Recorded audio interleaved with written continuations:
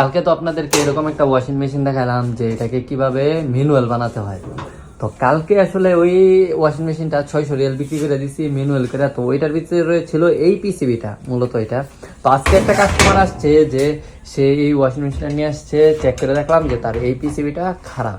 তখন আমি এই পিসিবিটা চেঞ্জ করে দিলাম, তাকে বললাম যে পিসিবির জন্য 400 রিয়াল আমাকে দিতে হবে। তো ওই ওয়াশিং মেশিনটা বিক্রি করলাম 600 রিয়াল। এখন ওইটা থেকে পিসিবি কইলা এই পিসিবি আবার বিক্রি করে ফেললাম 400 রিয়াল। তো এখন আমার ওয়াশিং মেশিনের দাম দাঁড়াইছে গিয়ে 1000 রিয়ালের মাঝে। তারপর ওইটার আউটলেট বাল্ব, তারপর আপনার ড্রেন মোটর, ওইগুলো তো রইছেই। এবার যদি ভাঙা ভাঙা যদি মানে মাল বিক্রি করা যায় তাহলে আসলে মানে অনেক বড় অ্যামাউন্টের একটা প্রফিট করা যায়। তো যদি শুধু ওয়াশিং মেশিনটা শুধু আমি বিক্রি করতাম, যে আপনার এই অটোমেটিক ভাবে যদি ওয়াশিং মেশিনটা বিক্রি করতাম তাহলে সর্বোচ্চ 700 বা হাইস্ট গেলে 800 রিয়াল।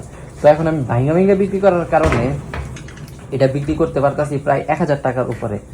তো এই হলো মানে একটা ব্যবসার একটা প্রসেস। যদি বুদ্ধি খাটিয়ে যদি আপনি বিজনেস করতে পারেন তাহলে সব জায়গা থেকে লাভবান হওয়া যায়। তো আজকের মূলত ভিডিওটা এটা নিয়েই, যে একটা ওয়াশিং মেশিনকে আমি ম্যানুয়াল করলাম, এইগুলা খুলে রেখে দিছি, এই পার্টসগুলো আবার আমি আলাদা আলাদা ভাবে বিক্রি করতেছি।